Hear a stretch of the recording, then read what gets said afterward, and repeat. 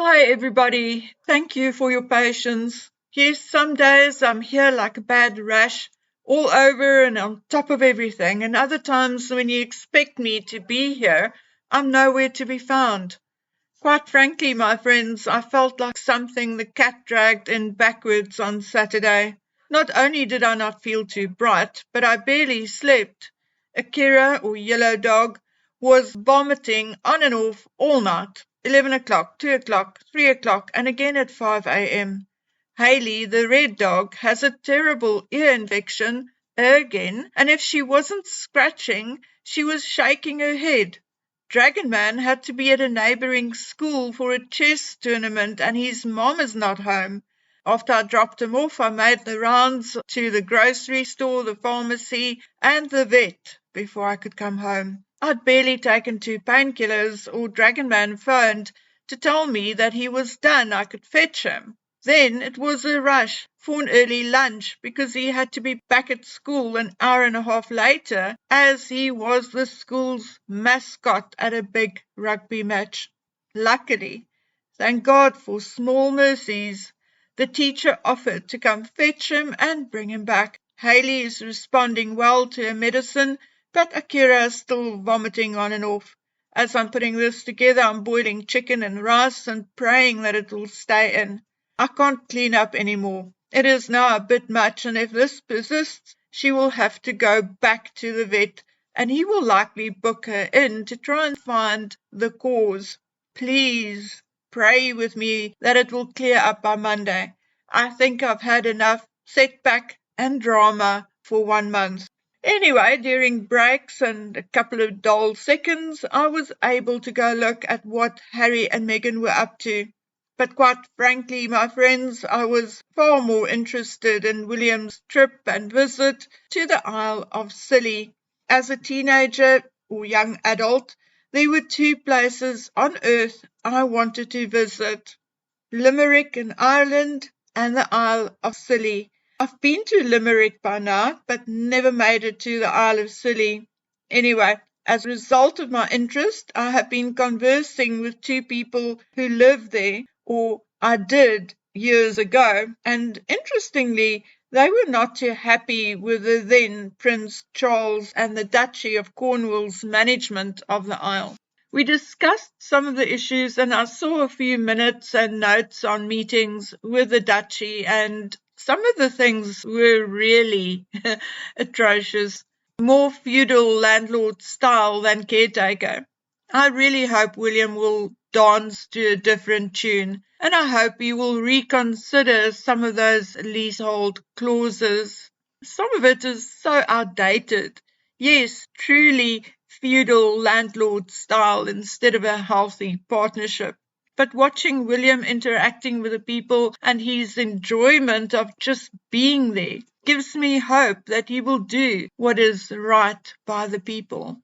So let's talk about the Nigeria tour, and I hope I'll be able to make it through without losing my shit more than once. Let's start with the least obnoxious and the least upsetting, at least for me. But having said that, I can already feel my blood boil. Now, Nigeria is 54% Muslim and plus minus 44% Christian and 2% other. The Christian population is also very conservative in at least their dress, as they are heavily influenced by their culture and the majority Muslim population. When it comes to the actual Muslim population, you will find, like in some other countries like Saudi Arabia and Jordan, that certain areas of the cities are not as strict in dress code as, say, the more rural areas. Basically, the further you venture away from the city centre and the tourist areas, the more conservative it gets and the stricter things like the dress code becomes. So yes, so far Meghan had been inappropriately dressed at each event and without fail. It is still Sunday morning, so I don't know what she'll do today. But to reiterate her stupidity, her lack of decorum, her lack of consciousness, her just overall disrespect of others, let me explain or put it this way. She may not have known that Nigeria is majority Muslim when she packed her bags. I mean, we know she can't use Google because honestly, she did not even Google Harry before she went on a date with him. Now, why the heck would she bother to Google a country she was about to visit? But you do not have to Google anything just to instinctively know that you do not dress scantily with an open back when you go to a church, a school, or a job interview. Unless, of course, it's a job interview for a stripper or an escort. I mean, end of story. It is called common sense. Common sense one should apply even before you think of visiting a foreign country with a different culture. Now, what was Megan playing at? First the school, then she wore more holes and slits than dress to a sport field. Then that red dress, which I thought was a lovely dress, and she did not look too bad in it either, but highly, highly, highly inappropriate for the event, the discussion or forum with Dr. Ngozi Okanyo-Iweala. Yes, the dress was by a Nigerian designer, Orire, which is something most royal women do when on a trip abroad. They always wear at least one outfit by a local designer. But had it been an evening function, a semi-formal dinner, she could have worn a shawl until she was inside. But as far as this discussion goes, it was recorded and photographed and was going out into the country and internationally. Her only saving grace in the moment was that the event was attended by 50 women and no men. But just a quick note before I carry on. Don't think Megan was so gracious to order the dress from Orire in Lagos. No, their clothing range is available in the United States from Nordstrom, Free People and Shopbop. So in a way, one should also consider that this dress was designed with the American and European markets in mind, and not really the Muslim Nigerian market. Now, guys, I received some stunning, and not in a good way for Megan, comments, and I'm going to share it with you in the next video. But for now, I want to quickly address the thing which irritates and bothers me most about this entire tour or trip.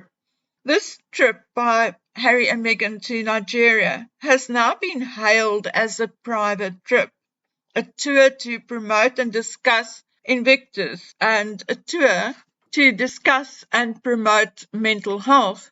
But what we are not seeing most of is actually what Harry is doing with or for the veterans, except for that game of sitting volleyball.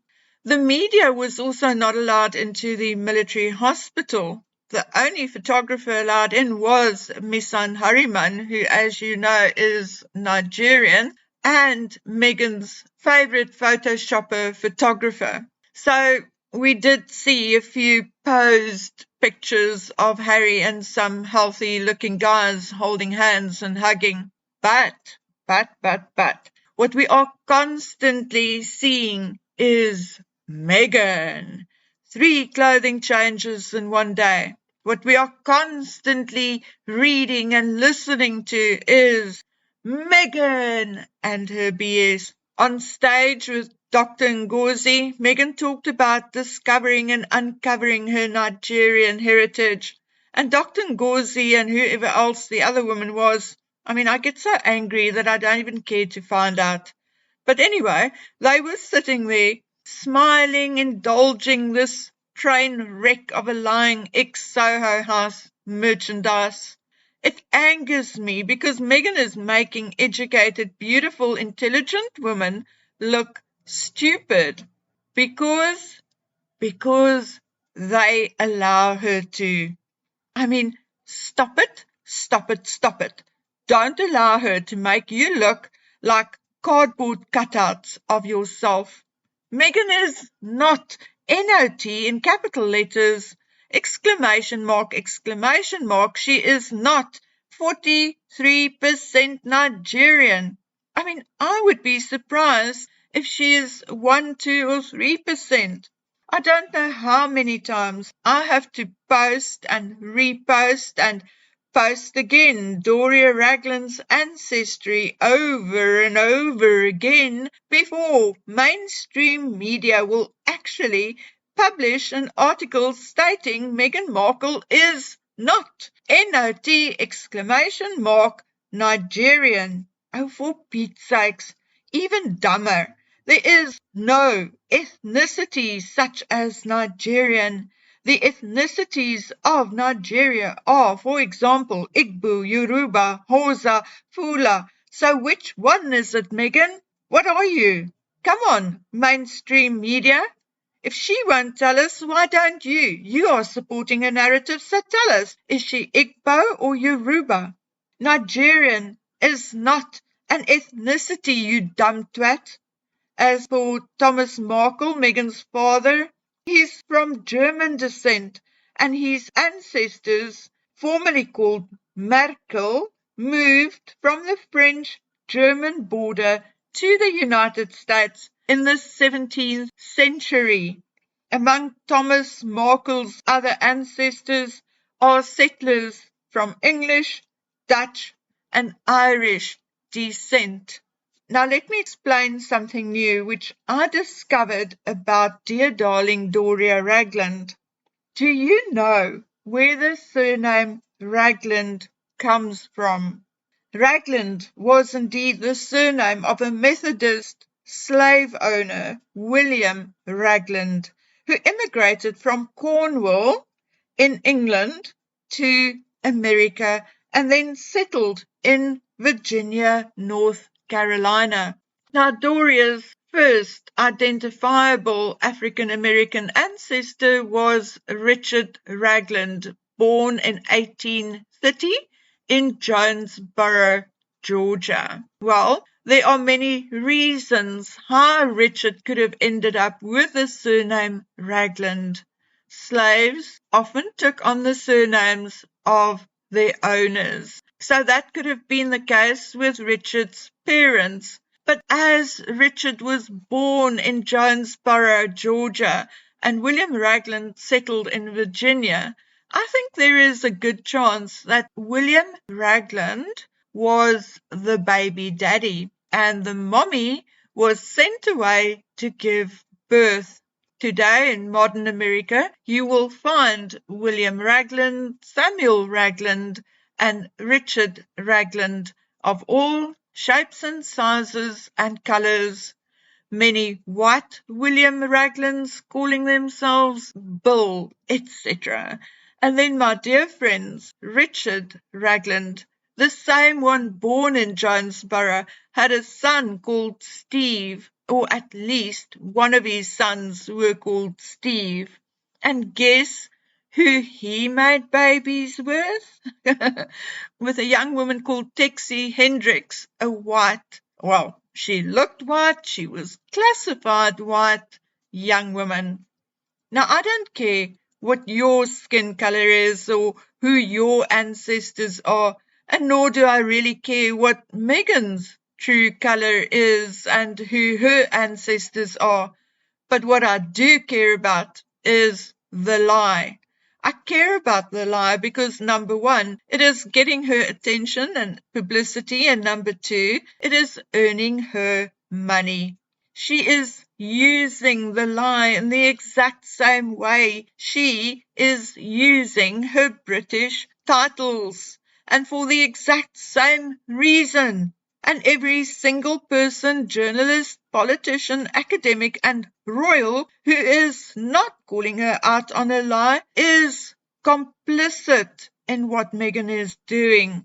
And to you all, I say, shame on you. Shame on you. The one sharing in the spoils of a crime is as guilty as the one committing the crime. So shame on you.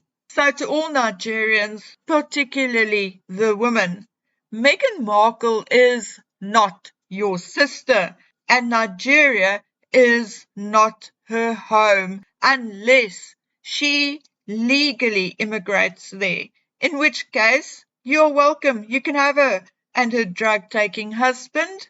I hear he said Africa's ganja is the best in the world. And it's quite evident, judging by his pupils on at least 2 occasions. So good luck. Let us know if we can contribute to the tickets. Otherwise, speak the truth about the American woman born in California to a white father and mixed mother. Okay, folks, I will be back as soon as I can. I have a mouthful and a heart full to say, but we'll leave it here for today. Please take good care of yourselves until we meet on the next one. Bye.